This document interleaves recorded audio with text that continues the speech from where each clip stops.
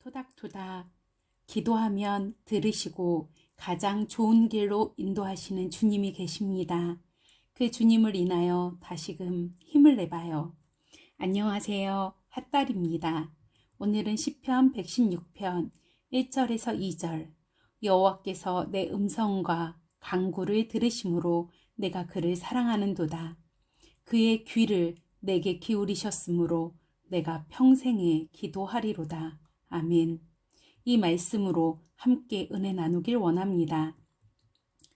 저는 미국 연수 1년에 다녀왔는데 왜 가고 싶었을까요? 그냥 미국이니까 막연히 좋겠지. 그러니 남편에게 연수 신청해서 가면 좋겠다. 그런 마음이 아니었습니다. 안 가면 안 되는 꼭 가야 하는 이유가 있었습니다. 의도하지 않았지만 저희 둘째가 마음이 참 아팠습니다.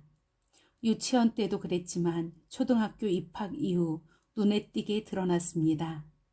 입학식 날 모두가 경건한 입학식에 교장 선생님이 말씀하시는 시간에 아들이 기지개를 켜고 늘어지게 기대고 앉아 언제 끝나요? 왜 이렇게 길어요? 하고 크게 말한 것입니다. 입학하는 아이들이 10명밖에 되지 않는 조그만 학교였지만 부모님들까지 꽤 많은 분들이 계셨는데 모두 속으로 교장 선생님 말씀이 길다고 생각하며 딴짓을 하시는 것 같았습니다. 그런데 아무도 말하지 못한 바로 그때 그 고요를 깨고 저희 둘째가 이야기를 한 것입니다. 장례는 찬물을 끼얹은 듯 조용해졌지만 그래도 계속 진행이 되었습니다. 이후 6학년 선배님들의 특별 연주가 있었습니다. 얼마나 준비를 했는지 느껴질 정도로 나름 잘하였습니다. 하지만 안타까운 것은 조금 길었습니다. 그때 저희 둘째가 또 등장합니다. 큰 소리로 말합니다. 왜 이렇게 길어요? 또 그렇게 얘기한 것입니다. 6학년 아이들은 악기를 연주하다가 저희 아들을 딱 째려보았고 이로 인해 저희 둘째는 전교생에게 순식간에 알려지는 유명인이 되었습니다. 입학식 다음 날 11시쯤 학교에서 전화가 왔습니다. 담임 선생님이셨습니다. 어머니, 아이가 자리에 안 앉아 있고요. 계속 자신을 잡아보라고 나 잡아봐라 하고 도망을 다닙니다. 벌써 3시간째입니다. 연세가 50이 넘으신 여자 담임 선생님이 아이를 잡으려고 하다가 결국은 못 잡고 전화를 하신 것입니다. 저는 죄송합니다를 계속 반복했습니다. 그 후 일주일이 지나자 선생님은 더 이상 못 참으시고는 유명한 대학병원에 가서 아이가 검사를 받아야겠다고 속히 예약을 잡으라고 말씀하셨습니다. 감사하게도 세브란스에 계신 원목 목사님이 생각나서 빨리 검사를 받고 의사 선생님의 처방에 따라 아이에게 약을 먹이게 되었습니다. 마음이 많이 아팠던 저희 둘째는 약을 먹으면 순간순한 양같이 되었지만 먹는 것을 그리 좋아하던 아이가 식욕이 확 줄어들었고 모든 일에 의욕이 없어 보였습니다. 약을 먹이기 전에는 교실 안에 있는 것을 부수기 바쁘고 친구들을 괴롭혀 엄마들 전화도 많이 받았는데 약을 먹고 나서는 그 반의 모범생으로 친구들에게 뽑혀서 5월 5일 어린이날 반 대표로 운동장 그 넓은 곳에 앞에 나가 모범상을 받기도 하였습니다. 저는 아이의 아픔을 유치원 때부터 알았기에 날마다 울면서 기도했습니다. 주님, 헬렌 켈러에게 솔리반 선생님을 붙여주셔서 주님의 기적이 일어났듯이 주님, 그런 선생님 만나게 해주세요. 간절히 기도했습니다. 기도의 응답으로 만난 선생님이 초등학교 1학년 우리 주찬이의 담임 선생님이셨습니다. 이 선생님은 이렇게 마음이 아픈 아이들은 더 많이 사랑이 필요하다며 무슨 일이 있어도 아이를 꾸짖지 말라고 저에게 말씀해 주셨고 아이의 일상을 알림장 거의 한 바닥 가득해서 저에게 매일매일 적어 보내주셨습니다. 그러면 저도 아이를 살피고 일상을 적어서 나누었습니다. 한 번은 학부모님 총회를 하는데 아이가 약을 먹기 전에 너무나 친구들을 때리고 괴롭혀서 아이들의 학부모님들이 제게 단체 항의를 할 기세였습니다. 그래서 제가 먼저 선생님께 부모님들께 사과를 하겠다고 하였습니다.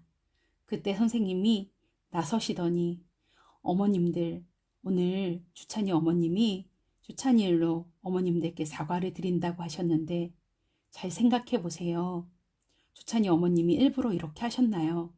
어떤 부모가 자녀가 이렇게 되는 것을 원하실까요? 지금 주찬이 어머님이 제일 힘들지 않으실까요? 이렇게 말씀을 하시자 어린이들의 어머님들은 저를 쬐려는 보셨지만 대놓고 뭐라고 하지는 못하셨습니다. 또한 이후 아이가 약을 먹고 너무 힘이 없으니 선생님은 자신이 감당을 해보겠다고 약을 반알로 줄여보자고 제안을 하셨고 힘들어도 끊임없이 주찬이를 사랑한다고 하시며 격려해 주셨습니다.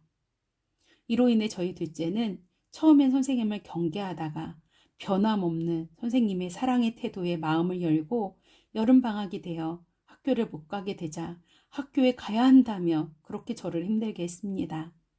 그리고 이후 방학이 끝나자 집안에 좋은 것을 죄다 선생님을 갖다 드렸습니다. 선생님이 세상에서 제일 좋다며 약을 선생님 말씀대로 조금씩 줄여가는데도 아이는 점점 과한 행동들이 줄어들게 되었습니다. 학기 말에 1학년 아이들도 기말고사를 보았습니다. 선생님은 그 사실을 알림장에 안 알려주셨습니다. 저는 처음으로 선생님께 화를 냈습니다. 선생님, 주찬이가 지는 것을 너무 싫어하는데 첫 시험인데 이 시험을 못 보면 얼마나 충격을 받을까요? 왜 안 알려주셨어요? 따지듯 물었습니다. 선생님은 제가 주찬이를 그리고 다른 부모님들이 자녀들을 공부하라고 강압으로 힘들게 할까봐 일부러 안 알려주셨다며 그럼에도 시험을 잘 봤다고 말씀을 해주셨습니다. 정말 기적 같은 일이 생겼습니다. 분명 공부를 하나도 안 했는데 국어, 수학 두 과목 다 100점을 맞은 것입니다. 그렇게 주찬이의 1학년은 기도의 응답대로 설리번 선생님과의 만남을 통해 은혜로 감사하게 지나가게 되었고 의사 선생님이 이렇게 아픈 아이들은 절대로 이사하고 전학을 하면 안 된다고 말씀하셨음에도 불구하고 저희는 창원으로 이사를 오게 되었습니다. 창원에서도 주찬이의 아픈 마음은 다 낫지 않아 약을 복용하다가 어느 날 주님, 제가 기도하겠습니다. 치료해 주세요. 주님 기도로 낫게 해주세요. 하고 선포한 후 약을 끊게 되었고 외국에서는 마음이 아픈 아이들이 그저 단지 외국인으로 쳐다본다며 그래서 외국인 인도를 계획하였다가 인도를 제가 아이들만 데리고 가려고 계획을 하였다가 주님이 막으셔서 못 가고 마침 해외 연수가 있다고 하여 어떻게든 자녀가 행복한 학교 생활을 하고 이 마음 아픈 이 애들이 치료되었으면 하는 마음에 새벽마다 주님께 울부짖었습니다. 주님 살려주세요. 주님 제 아이를 살려주세요. 미국에 꼭 가게 그곳에서 놀랍게 치유되게 인도해 주세요. 매일 새벽마다 울며 불며 기도하다가 주님의 은혜로 미국 1년 연수를 떠나게 되었습니다. 미국에서의 주찬이의 생활은 어떠했을까요? 기도의 응답으로 주어진 미국 1년 연수 다시 생각해도 감사합니다. 기도하면 역사가 일어납니다. 저는 핫딸이었고요. 함께 복음을 살아요. 기도하며 또 만나요.